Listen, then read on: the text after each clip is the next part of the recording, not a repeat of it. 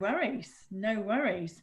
I when I looked at it, I thought, oh, there's actually some parts of the video where there's like email addresses on there, which Yeah. I probably shouldn't have done. But we're not sharing it. It's Maybe you would like to remove it from YouTube. Well, it's nobody else can see it. It's private. Right. Okay, it's private. Okay, Yeah. no, well, Yeah. we will not share anything. Yeah, we won't zoom in. And yeah. Ooh, let me grab these people. What goes on tour stays on tour. Exactly. Exactly right. Yeah. So yeah, we're doing strategy tonight. So I've got some stuff to share with you, but I think it's going to be as much about what you got, how far you've got with strategy and plans. And I want to keep it fairly high level because you've all got different businesses. So it's pointless me going down into loads of detail and trying to make it, then trying to do it 3 times and then thinking about the guys that aren't here. So I thought, let's keep it high level, and then you guys can take that and make it fit for what you're doing. And if you can't see how it can fit, then obviously shout, but I'm sure you can. I'm sure I've kept it sort of straightforward enough. So this slide you've probably seen before. Do you recognize it? Yeah. Yes. So although what I've done is I've brought into the middle here the sort of key models that we need to think about when we're sort of planning our overall success for the year or for the quarter. And I think as a sort of a rule of thumb, I would always say, especially where we are now, tomorrow is December, and going into a new year, we want to think about, I think it was our first module or second module, what are our overall income goals for the year? We want to believe that we've got the right approach for the year to earn what we want to earn. Because let's face it, that is the most important thing in any business, that you get the lifestyle and you get the earnings that you want. But then from there, from that sort of really big picture view, we do need to drill down to say, well, we can't only think about the year as a year, because then we'll never get anything done. So when I think of strategy, I think of it like a sat nav. If you were going to go on a journey somewhere and you didn't have a clue how to get to the place that you wanted to get to, you'd reach for the postcode. Thais, you probably call it a zip code. Yes. Yeah. But you'd reach for that, wouldn't you? You'd say, what is the ultimate destination? And you'd plumb that into your sat nav, and then you'd go, right, so it's that many miles, it's in that direction. I'm being told that I might have, some obstacles on the way, like maybe toll bridges or, different things. You might say, well, it's a really long journey and I want to be able to stop for a cup of coffee and I want to be able to visit a friend on the way. And so you might put in these milestones on your journey. And when you stop for your cup of coffee at a service station, you think, okay, well, I've done part of my journey. I'm still on my way there. I'm not there yet, but I know I'm going to get there. And you have that moment to just reflect. And so strategy for me is exactly the same. It's a big journey. You need to know where you're going. You don't necessarily need to know every tiny little detail of exactly how you're going to get there, but you do need to be able to model a kind of a plan. And building in milestones is a good way of giving yourself flexibility. So when you think about 2021, think about quarter 1, quarter 2, quarter 3, quarter 4. That allows you to just stop and break it down. And then think about, for your business, what are the differences in those 4 quarters? What trends might I see? If you're in retail, that Christmas, the lead up to Christmas is busy. If you're not in retail, if you're B2B and you know, in a different space, you might find it gets quieter at Christmas. You might have different reasons why you might be busier or quieter in the summer. So think about, for your business, for your clients, are there trends, patterns, seasonalities, things that are going to make those quarters look different? It might be, you know, for me, I've got Oliver, haven't I? So there's certain times when I have more school holidays than less. So I have to think about my capacity. How will my capacity affect what I can and can't do in the business? And that's all stuff that you can do before you even go into the year. Because we all know the months of the year are January, February, March, you know, we all know what's coming. So I'd encourage you to really think about 2021 in terms of the overall journey. How does it break down into milestones, into quarters? How might those quarters look differently from what you're prepared to put in, your capacity, and what you want to get out? And then obviously the most important person in the equation, the client. Are there any reasons why the client might be more likely to buy, less likely to buy, want more volume and then want less volume from you? So, you know, tiny. Oh, go on, Karen. Sorry. Rachel, do you think when we're looking at 2020 being obviously a lot different than a normal year would have been, do you think this would affect 2021 in whichever way? But I think in my terms, in my world, it probably would, or it probably will. I think one of the biggest reasons that 2021 will be affected by 2020 is in people's mindset. You know, as in you, the business owner. I think there are some people now sat there going, oh, 2021 is going to be so hard. Oh, it'll be hard if you think it's going to be hard, you know, like, so I think our mindset as business owners is the first thing to get absolutely nailed down. Secondly, is obviously, you know, thinking about the economy, and nobody can predict it. And I always think if nobody knows the answer, just plow on like it's what you hope it will be. I'm actually I'm looking very positively into 2021, because I think that a lot of people in my world were holding back, and now they see, okay, it was a tough year, but it was maybe not as bad as I thought it would be. Yeah. We'll find out. I hope everyone's feeling optimistic about it. I'm feeling really optimistic about 2021. Yeah, but that's your job. But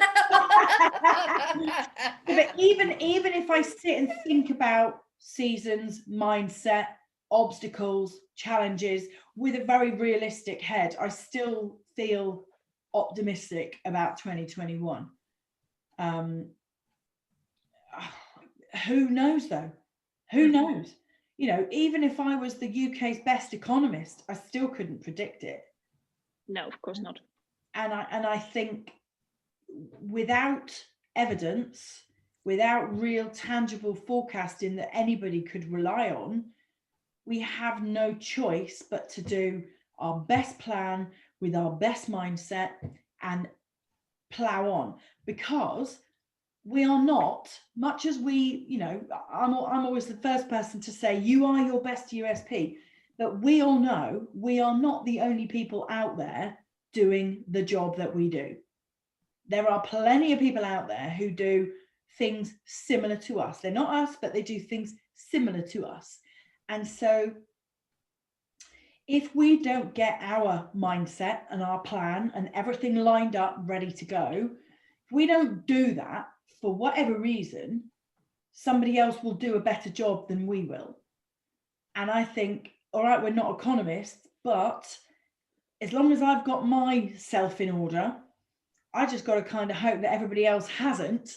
And then I've already got an advantage before the year even begins. So, yeah, maybe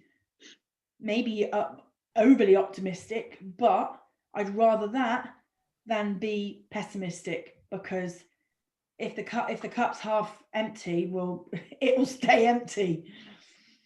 So yeah, I mean, it will be as good as we can bloody make it, won't it? Mm.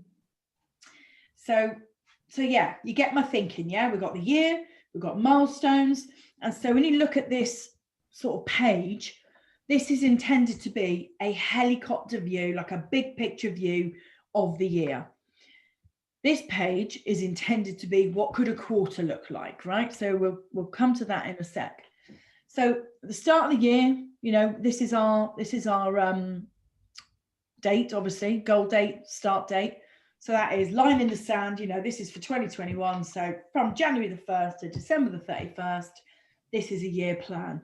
At the start, how many clients do I have? What revenue do I have? What my average order value is roughly, and what my anticipated conversion rate is. That's just big picture overall. Everything all added up together. Doesn't even have to be bang on, you know, like it just needs to be there or thereabouts. And I've used this template with so many different businesses, and they're all different. Some are product based, some are service based, but in the main, we sort of force them all to fit into this template, and it always works out great. So what are our sort of big benchmark figures at the beginning, and what do we want them to look like at the end? Forgetting everything that happens in between. We're kind of not interested in that at this bit.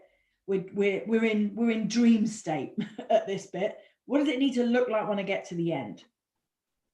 And so in the middle, you've got all these different sort of tools that we've talked about at various points that can help us get there. And then you've got the actual strategy, the actual 4 pillars to the strategy. What am I going to sell? Who am I going to sell it to? Why are they going to want to buy it? And how on earth am I going to make it happen? They're the 4 pillars. And so we've already talked about, you know, products, pricing and packages. So like Carola, for you, you know, you already know you've got your courses, you've got your one-to-one clients. We've already talked about the who bit, who are they? We already understand a lot of, you know, obviously you understand a lot more than I do, but I think I already understand quite a lot about your, you know, why you've got those 5 courses and why those 5 different sets of people are your ideal buyers, why they're going to want to buy it. And then, you know, we're starting to really build the how when we've been talking about funnels and, you know, launch systems up here, the pearls, how we actually take a product to market. When we get people on calls, you know, how do we take them through a call? How do we plan like our nurture sequences, from identifying a lead to reaching out to delivering value messages to nurturing to getting them to buy? So we've talked about lots of those things, and I've put them there just as a kind of a reminder that you've got all these things now at your disposal in your little toolkit.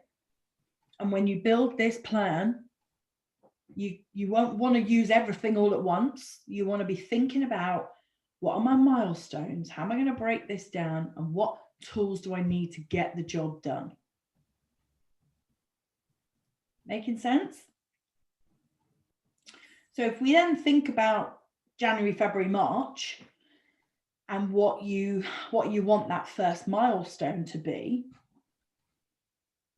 I guess as we sit here now, you know, like I'll ask you guys the question, what tools do you need to bring out to put into practice to allow you to have the January, February, March that you want to have and reach the milestone that you might have? Has anybody got any ideas, any thoughts, any challenges around planning that?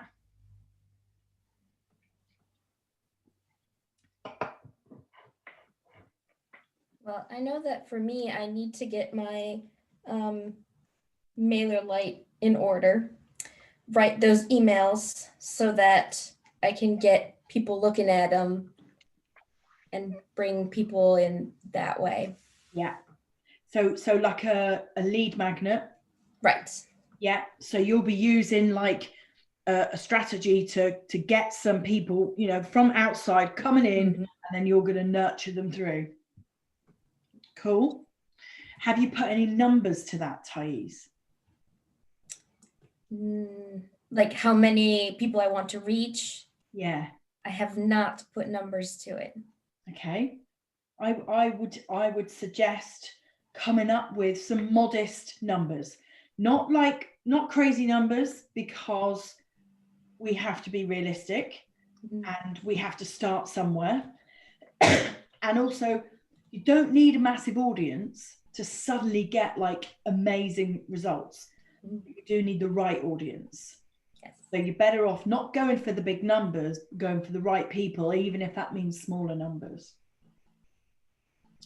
But yeah, so you've got a few things there. You've got to design the actual thing that you're going to offer, the lead magnet. You've got to get your MailerLite in order with your group setup and your automation sequence and good copy.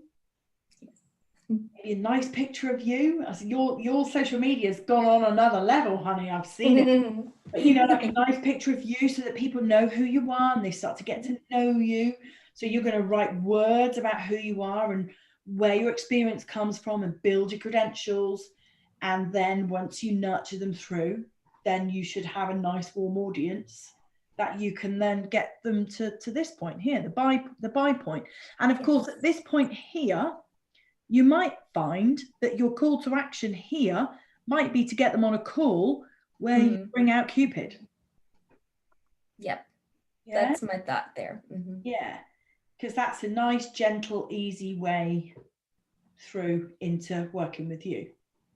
Do you think there should be like a small something that they can buy, like for $29 or something, before that call? Like, here's a small thing that I can offer you, but if you want more, we can discuss it in a call. Or is that gonna? I think it's what you design it to be. You know, I think there's lots of different ways that you can build that journey. The key thing is that the design comes first. So you build a plan. So what are the steps? And then what numbers do I want? How many people do I actually need to download this thing? And at each point of the email, how many do I need to be opening that email? Because some people won't even open it. Yeah. Some people might never open another email again. It's just pure conversion rate at that point. And so as the emails go through, you know, like if you think if it fits with your overall journey to offer a low priced item, then yes. If you think actually, no, I want to, do you remember when you sent me your scheduling thing and we took the prices out? Actually, what you want is you want them on a call first so that they don't decide, I don't want to invest that, so I won't book the call. So yeah, I think it's what you design it to be. If it feels right and it feels like a good client journey, then you could offer something. Okay. I'll think about it. I'll have to see because I haven't even written it yet. So yeah, I have to feel that out. Yeah. And obviously we've still got your one-to-ones come, haven't we? So yes, I've been saving them. yeah. So we've got plenty of time for you to really think that through, map it out, and then we can talk about it and refine it for your business. Yeah.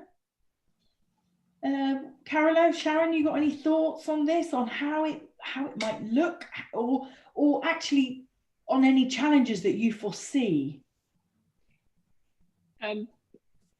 Sharon, can I start?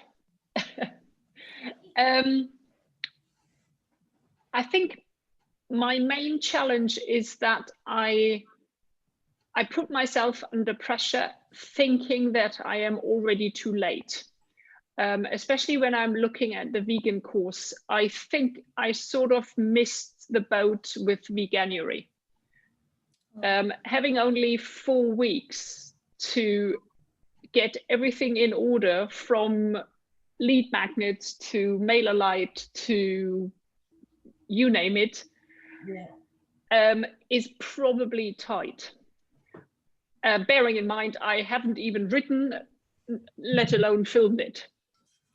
So I'm getting mentally to that point that pre-selling is not a bad thing. So I'm happy to do that. It worked sort of well last time, but I still think that the fact that it's 3 weeks until Christmas and I'm not gonna get this done. I know it, and I'm really good at the moment putting myself under pressure, as in, you're useless and you're not gonna get this done and blah blah blah, instead of just taking the foot off the gas and saying, okay, fine, doesn't matter. It happens whenever it happens.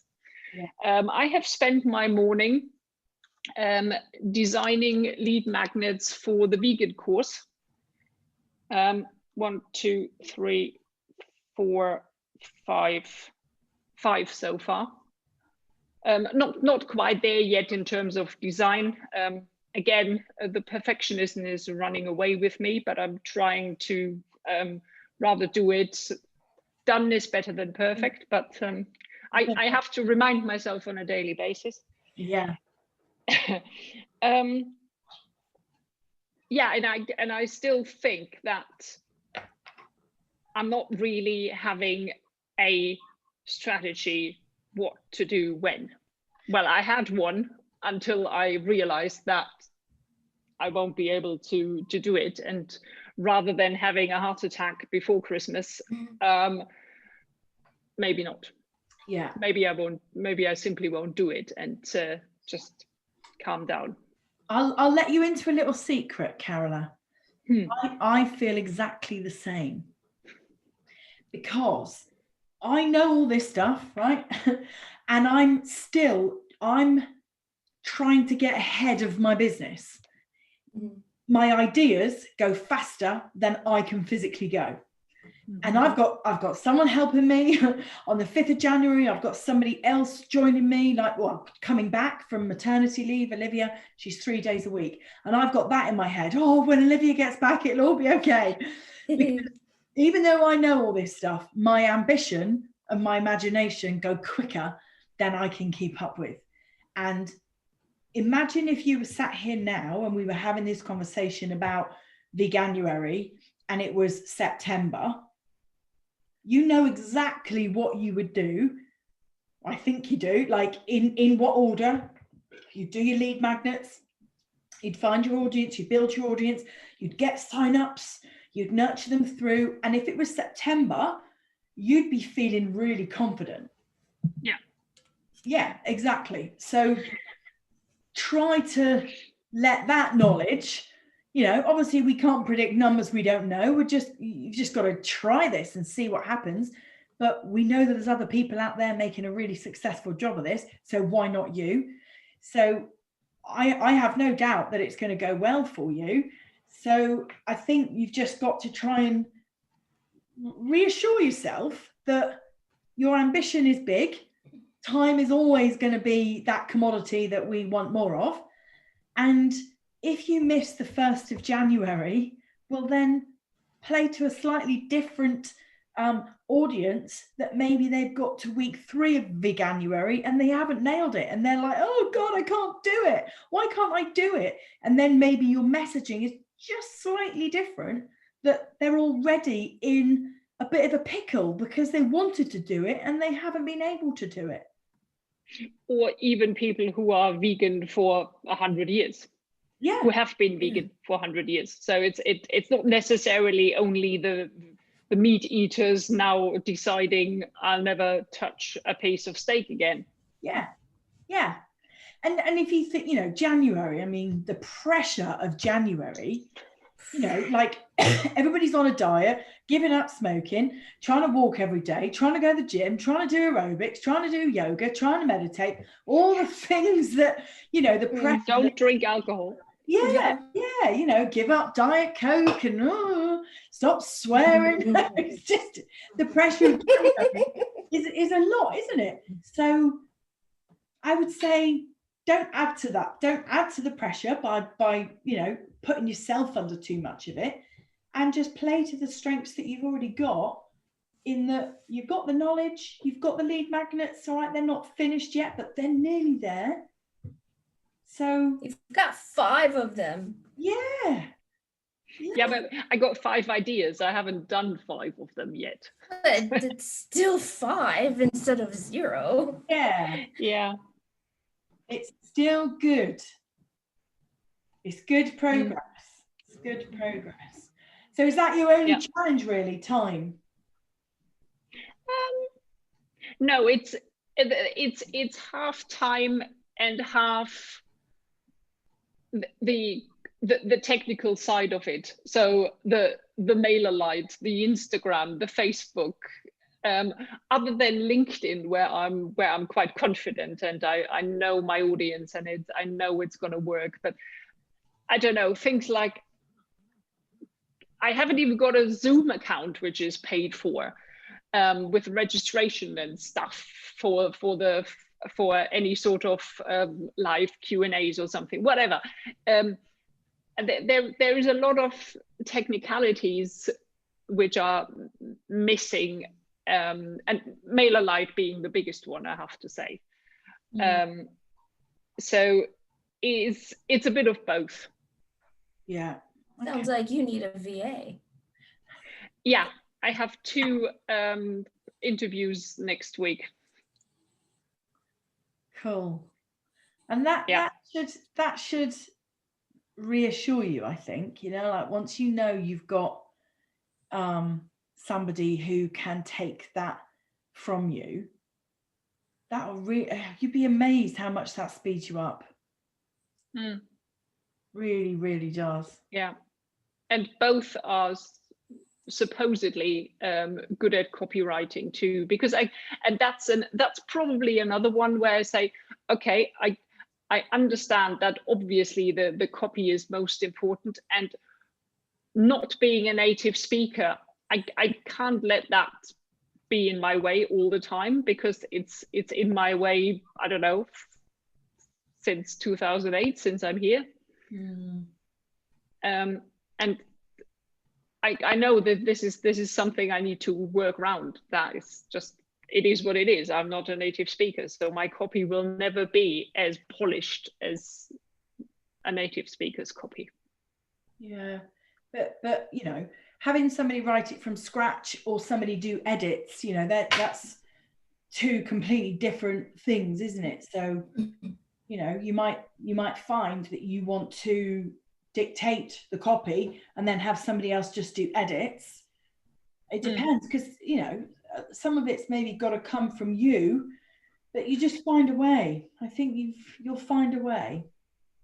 You can dictate into Word now, Carola. Yeah, I know. And then yes. just forward them what's come up, and then they can. Yeah, thank you, Sharon. I have realized that it's actually working on a Mac as well. Right. A few Office things don't work on a Mac, which is really annoying. But the word dictation actually works on a Mac. It's really nice. Yeah. Yes, thank you. And it's pretty accurate as well. You know, like when it is. Yeah. It's good. The punctuation is not happening, but it doesn't matter. I mean, I know what I'm talking about, and that's okay as long as the flow is there, and then I'll break it up. Yeah. Have you heard of Grammarly?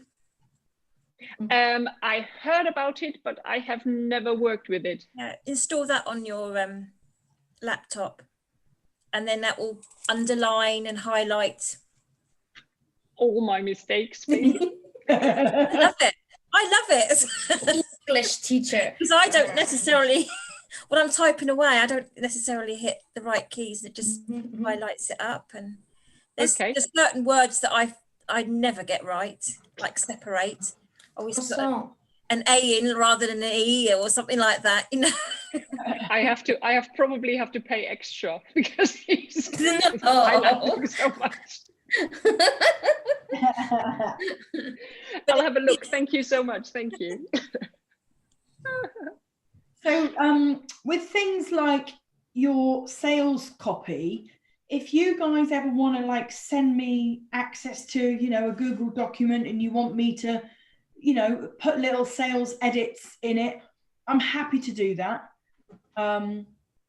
You know, obviously, if you all sent me 20-page documents at once, I might struggle. But, you know, I'm happy to offer some, you know, suggestions, because writing copy is, you know, there's lots of different ways to write copy, isn't there? There's, you know, writing a book, writing a social media post, writing an email to make somebody buy something. It's all different. So sometimes just having a different pair of eyes on it can be really useful. Yeah, that would be great. Yeah. No worries. Thank you. Yeah, sometimes, you know, I mean, I'm not the best at copy, but I'll write something and then I'll put it down and walk away from it, because you do get copy blindness, don't you? You look at it so long and hard that you stop really being able to critique it yourself. And so I put it away, go away and come back to it like the following day or a couple of days later. And I read it back and I'm like, oh my God, thank God I didn't send that out. Because it's not, it's just not, it just doesn't, it's not emotive enough, you know, like sales copy. It's not good. You've got to be emotive. You've got to get people really, you know, like somebody said to me the other day, oh, I love your emails coming through because they sound like you. Like it actually, when I read it, it sounds like you. And I think, you know, you've got to embrace that. So some of what you're saying, Carola, you know, you don't want to lose the you, because everybody knows you, and you kind of don't want to lose your identity so much that your copy turns bland and it isn't Carola anymore. I think that's because that's one of the struggles, because you're not the first one telling us that you should speak the language of your customers. And when I look at your Instagram and your emails, that is very much the female fluffy sort of hug approach, in a good way. I do not critique the hug approach. It's a nice one, but that wouldn't be me. And I'm struggling a little bit to get the warmth across, which I feel, but I struggle to express it. Yeah, I can see that. I can see how that's hard. It was somebody sent me some copy a couple of days ago, and the content was good, the flow was good, the emotion was not there at all. So when I was suggesting edits, I wasn't suggesting them for Rachel or even for her. I was suggesting them for her client, because that's the key person. Like you just said, that's who we're writing for. So when you write for your middle-aged CEO man, you're writing a very different bit of copy to when you're writing for your menopausal lady. Yeah. Totally. And I think that's probably because I'm used to writing for the middle-aged CEO, which is fact, leave me alone with emotions, all bullshit. Yeah. And switching to I don't know, a 45-year-old mother of a teenager who would like to go vegan, or a 50-year-old lady who is just having her first hot flashes. That is a complete different story. But that is, I don't know, that's probably the challenge I have, trying to grow the business away from my actual target client, who I still do not see doing an online course with me. I just do not think that, well, we discussed this before, I just do not think that the classic 45-year-old CEO would listen to 33 lessons about mental health or whatever. No, I totally agree. I don't see any guy sat down doing a course like that. No, so I'll better get my copyright. Yeah, copyright right. He needs to buy the one-to-one service. Probably. So, okay, so Carola, I think you've, like we've said before, when you're doing your strategy for the year, I think you do have to give yourself, you have to take some learning out of the last couple of months, that trying to do all 5 courses at the same time is too difficult, not just from the point of view of the volume, but from the point of view of all the other things that go around it, and trying to take one head off and put another head on for the different people even is putting you, is giving you a challenge. So when you plan your year, I would literally plan those launches far enough apart that you can immerse yourself.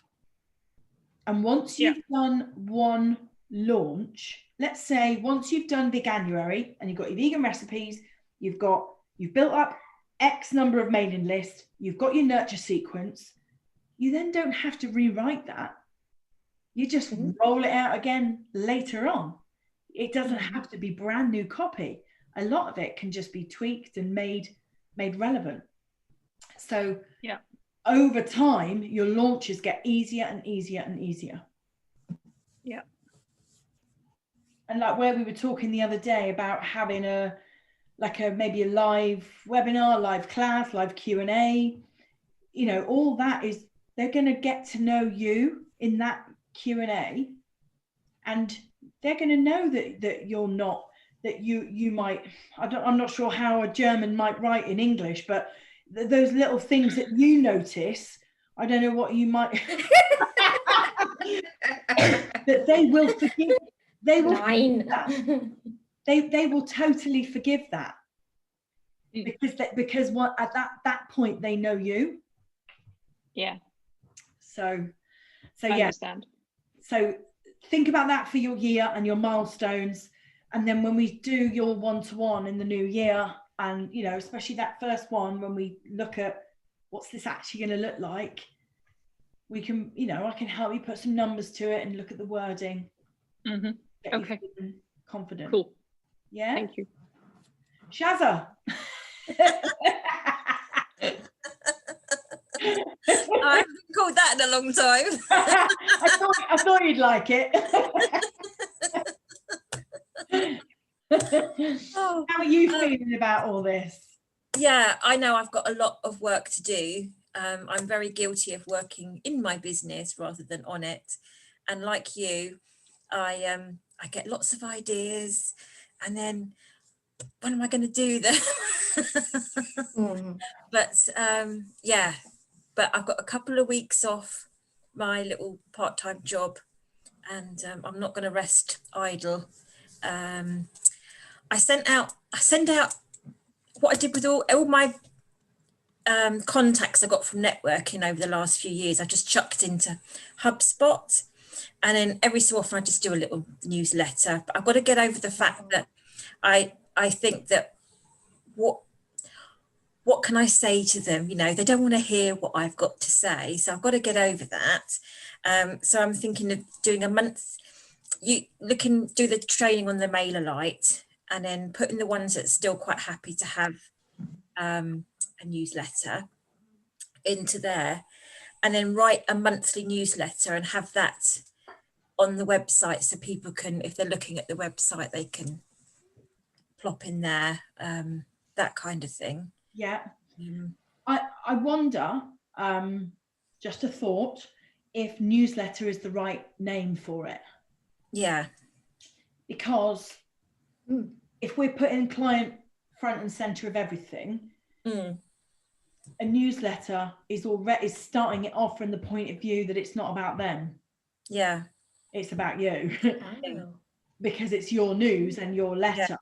Yeah. I wonder if you could maybe come up with a name that implies right from the get-go that this is about you giving them tips to be better, quicker, faster, more productive, more efficient, whatever that is. Yeah, that's what I wanted it to be more like, because the one I sent out in April, just to say, hope you're all okay, and this rubbish going on. And I had 2 inquiries. Well, I had a bit of work from it, and the other one never came off. So I know it's important to keep in touch with that audience I've already got, Yeah. just to jog their memories. Yeah. You're here. And I've been meaning to write, I do some blogs, like a mini blog series on some of the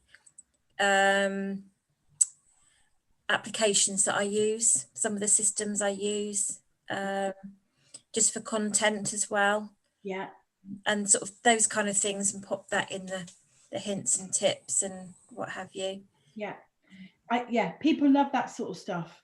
They love it.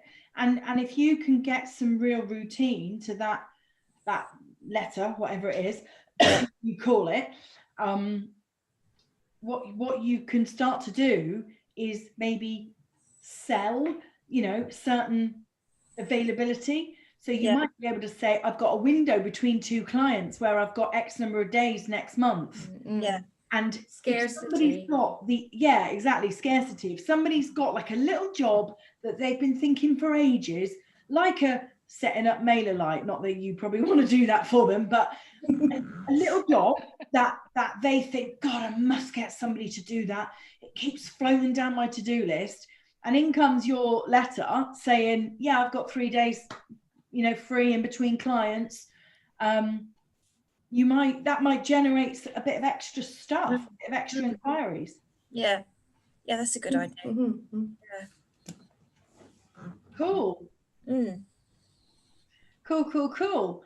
So I'm going to invite all my current clients to do, if they want to do it, just invite them to do like a review about how I can help them going into 2021. Just to talk about what I've done with them so far and what I can do with them going forward, and that kind of thing. So I'm looking at doing that as well. Yeah.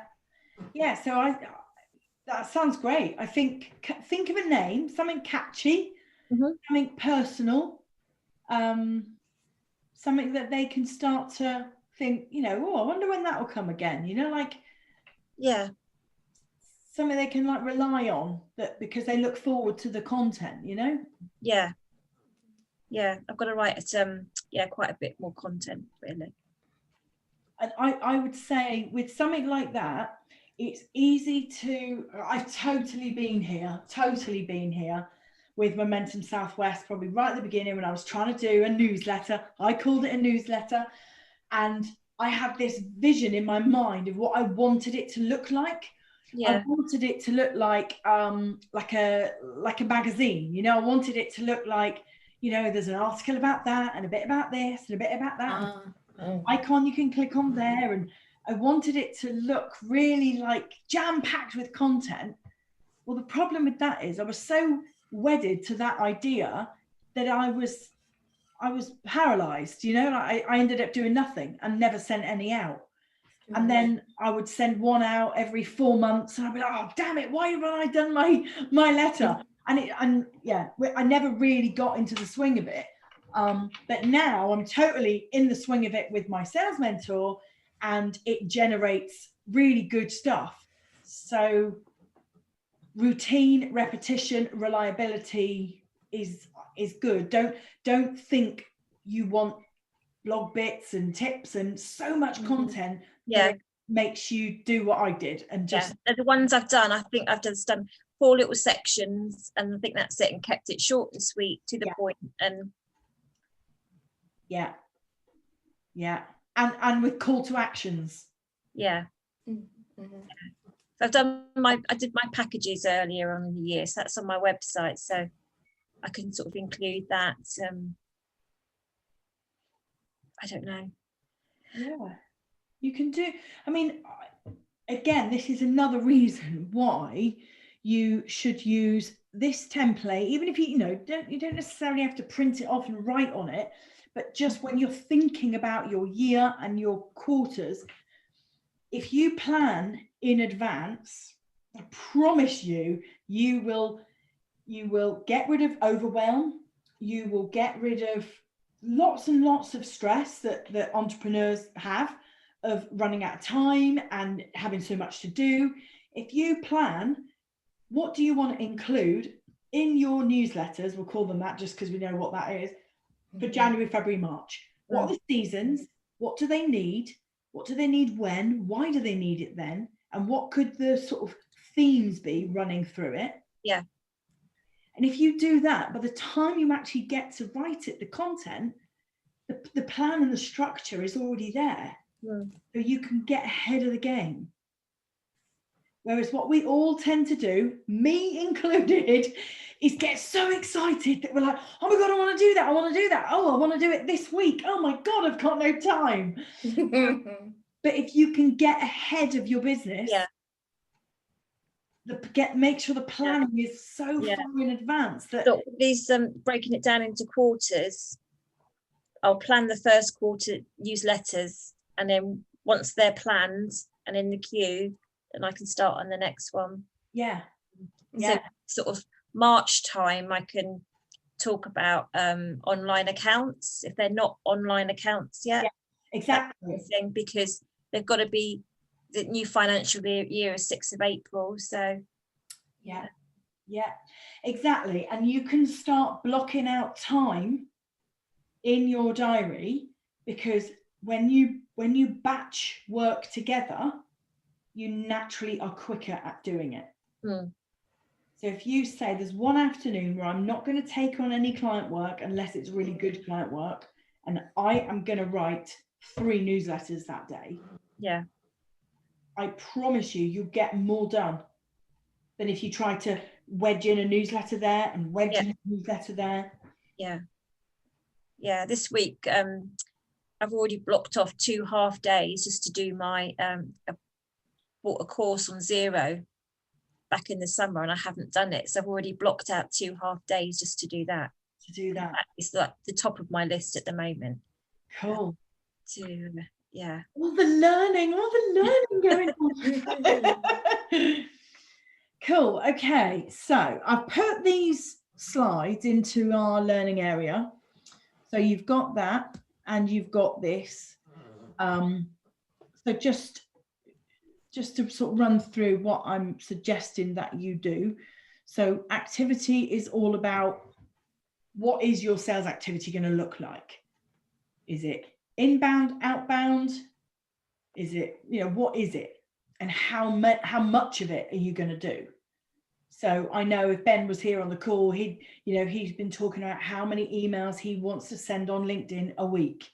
Very, very specific, so that you can keep up with what your plans are. Because if you don't do that intentionally, it will end up being the thing that you get to the end of the week and go, oh, I haven't actually done any sales this week. I've done all these other things, I've done a bit of this and written that and delivered this, and I've done some networking and I've been here. And Thais is like, yeah, that is my problem. Yeah, exactly. Do you know what I've been doing? You guys can't see this. Over there, I've got a whiteboard. And for the last 2 weeks, more than any other time, I've been writing on a Monday morning, week commencing the date, and then down the left, all the things I want to do this week, and then the number of where I am with that thing now. So if it's a 0 start, it's 0. If it's, I'm starting from a point and I want to get more, then I write that number. But where am I now? And then where do I want to be? And then I write updates. So it's been marvelous, because as things start to happen, so like last week I wanted to book 3 new, I'm calling them personal breakthrough calls. And because I wrote that up there, and I then, because it was there in black and white staring me in the face, every time I got up and walked out, there's my number. Because it's there, I did the activity to make it happen. And so this week, guess what? All those 3 calls are happening this week. On Friday even, I had, I think it was 60 people signed up for my challenge, and I wanted to get 100. And so Laura's been doing these adverts on Facebook for me. And I was like, no, I can't rely on Facebook. I cannot, because I might be paying them, but I just got a feeling they're going to let me down. So I'm going to do it myself. And you know what I've got now? I've got 83 now. I put 23 people on that challenge over the weekend, just by doing the right things. And so being really intentional with your numbers can make a massive difference. So if on here you say, you know, what activity do I need to do? If it's 10 outbound DMs a day, a week, that is what you do. And you make that a priority. Because when you then don't reach the numbers that you want to reach at the end of the month, the milestone, and you actually reflect, what is the reason I didn't do that? You'll regret not doing the numbers then. That's the game-changing stuff. So what conversion rate do you want from that activity? How effective does that activity need to be? What's my average order value that month? So it could be, you know, if you're adding services and maybe they cost more, you might expect your average order value to go up in time. You might do some sales training with a sales trainer and your conversion rate might get better. So you might convert 20% here, but actually you convert 25% here, and then you get to like 33, 1 in 3, because you've worked that hard on your sales conversations that your conversion rate gets better. Or maybe that's an email newsletter conversion, your content, your conversion on your emails gets better.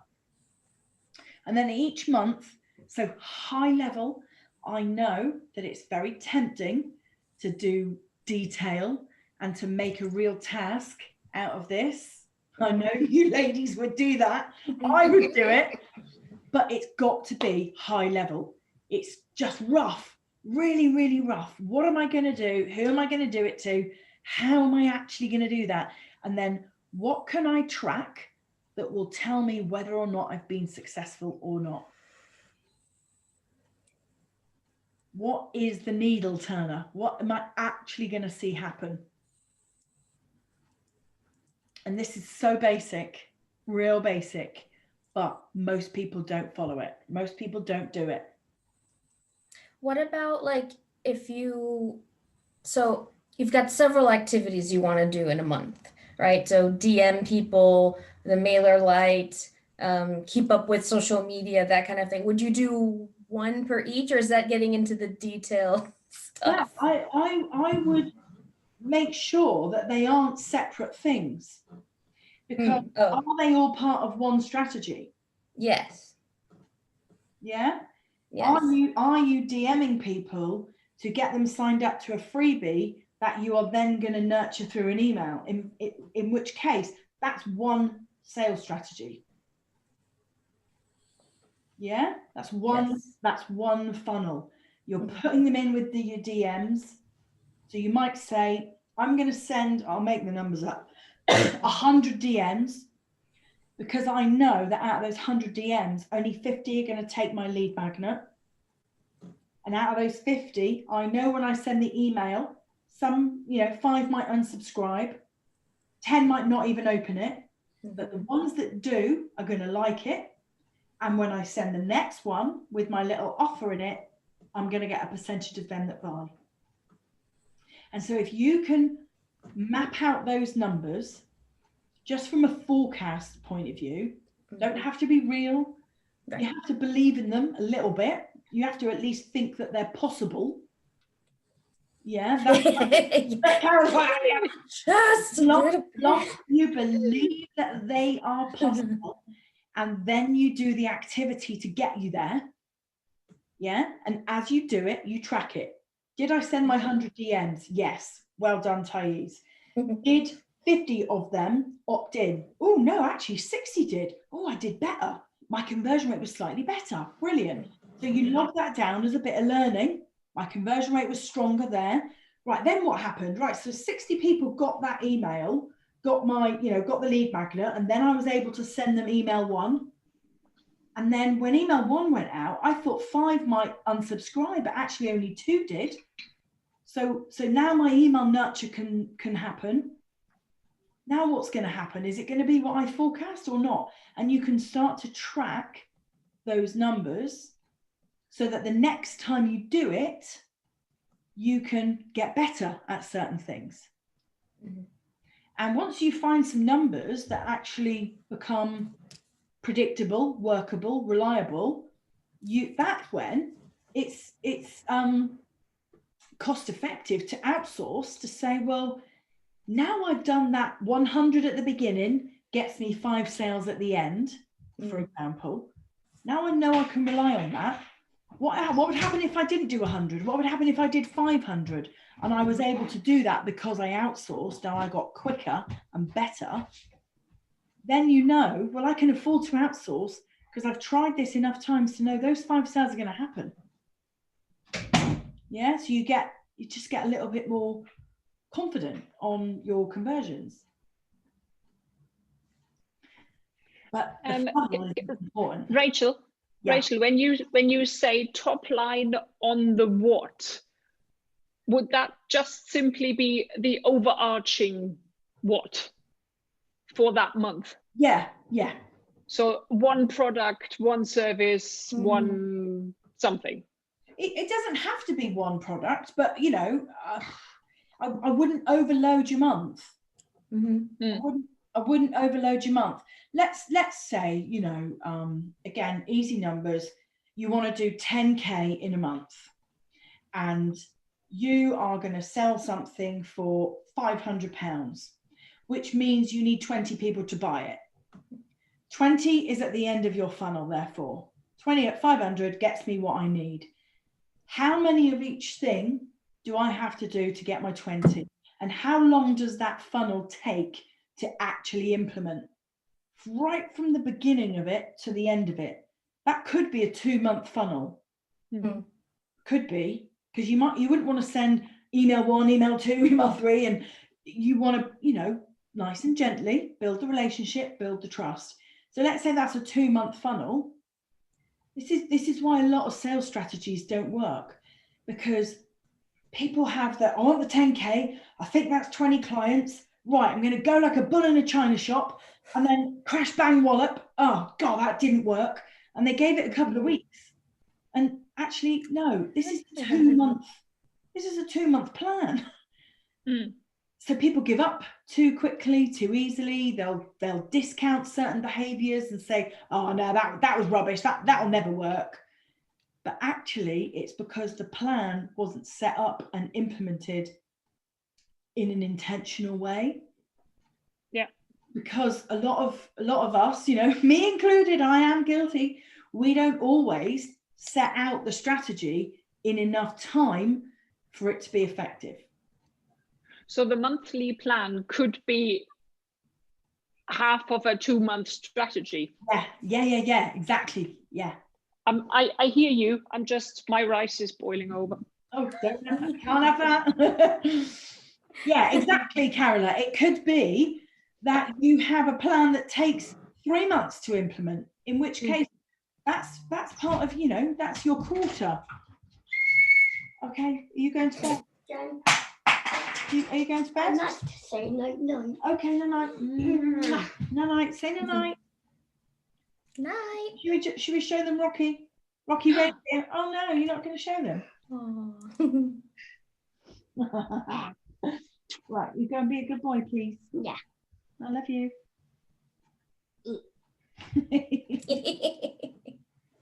Okay. Do you want to do some teaching? Are you sure? Because this is just... Okay, well, this is just taking up valuable time. Okay? Hey, just needed to send another. That's valuable. All right. Right, night then. Good boy. I love you. Okay. Sorry. Hey. Right, go on, please. This is all taking too long now. That's a funnel in itself. I know you can hear me. No. So, yeah, where were we? So, yeah. 3-month strategies. Yeah. 3 months. Might be a 3 months. It's whatever you design it to be. Yeah, no, understand. How was this? You know, was this useful, helpful? Gets you thinking? Yeah. I think this is probably the first. Oh, that sounds wrong. That the first one where I feel comfortable. Okay, I can sit down and do this with with most of the others in the past, so yeah, you get overwhelmed. What am I going to do with this? Yeah. No idea. Yeah. With the exception of the numbers. Okay, fine. Yeah, everybody can write 120K in a little box. That's no problem. We can all dream big. Yeah. We can all dream big. Okay, well that's good. So you can see, I mean, I think even the word strategy, it just sounds a bit like a bit corporate, a bit and it makes it sound, I don't know, not very appealing. And it's my favorite word. Come on, give me more strategy. I call myself a strategic nutritionist. Yes. I mean, I use the word sales strategy a lot, but sometimes when I hear myself saying it, I think, oh, just call it a sales plan. Because I think there's the rice. Oh yeah, don't forget the rice. I think there's a misconception that a strategy has to be some massive corporate document, and actually it doesn't. Yeah, this infuses us with a sense of, oh, okay, it's not that huge. Yeah, it's doable. It's breaking it down. Obviously, makes it easier to achieve, but it makes it easier to plan. Yeah, I was going to say exactly the same thing, breaking it down. Yeah. And that's why I sort of popped these other bits here just to sort of give you that context of why do I teach those things? Because they're tools. They're on their own as an isolated thing. They might just plug a gap in somebody's knowledge, plug a gap in somebody's understanding. But in the grand scheme of building a sustainable, profitable business, the whole thing fits together. And it's strategy first, plan first, break it down, let those milestones, build those milestones with seasonality and trends and patterns and all that stuff based on capacity, client, market, sector, all that knowledge, and then figure out where do these tools fit in my what, who, why, and how. They're just tools. Yeah. What happens if, for example, you get to like Q4 and you're like, I have no idea what to expect in Q4. Like, I don't know what activities I'm going to be doing at that point. I don't even know how many clients I'm going to have at that point. I think what I'd encourage you to do is dream. So when you're at the start, turn the clock forward a year. What do you want it to be? What do you want it to be? Like, make it realistic, but make it aspirational. What do you want that to look like? And if that was, do you remember we did that week on income goals? Yes. And we said, what do we want to earn? What do we need our turnover to be to allow us to earn what we want to earn? How does that actually break down into number of clients? And then what you should be able to do is pop that in an Excel spreadsheet with January, February, March, April, May, June. And let's say you got 10 clients a month at the beginning and you want that to get to 30 clients by the end. How many increments does that go up by? And is there any logic that says it won't go up evenly? It might go up in a spike and then not, and then in a spike and then not. Yeah? So yes, the end is important from the point of view of them being able to work out the milestones. So start with the end and then reverse engineer it backwards. Okay. Yeah? And I mean, I would always try to front load my plan, always. So, for example, dream figure at the end, divided by 12 equal months gives you a plan. That wouldn't be good enough for me with my control head. Because I would go, yeah, but what if I don't hit one? I don't want to just divide it by 12. I want to get ahead of the game. So I would want to front load it slightly. And then I would want to think about the seasons and which seasons are going to be easier, which are going to be harder. And how's that going to look throughout the year? Is it going to give me a bumpy year or not? Yeah. Like say for Carola, for example, you know, with the with the courses, you might get like a quarterly spike. When you do like a new launch, you might get a particularly big spike in revenue, and then it might drop down again. And Christmas is normally always the very low season, because people are just not thinking about health and well-being, other than mince pie and Prosecco. Sounds good to me. Nothing wrong with that. Yeah. So yes, Thais, like dream, work it back, think about spikes, think about plateaus, think about seasons, and know that nobody's got a crystal ball. Nobody knows what's going to happen by December 2021. It's just a dream. It's just what you want it to be, and then you reverse engineer it back. Okay. Cool. Very good. Well done. So yep. Let's stop that. Let's just stop the recording.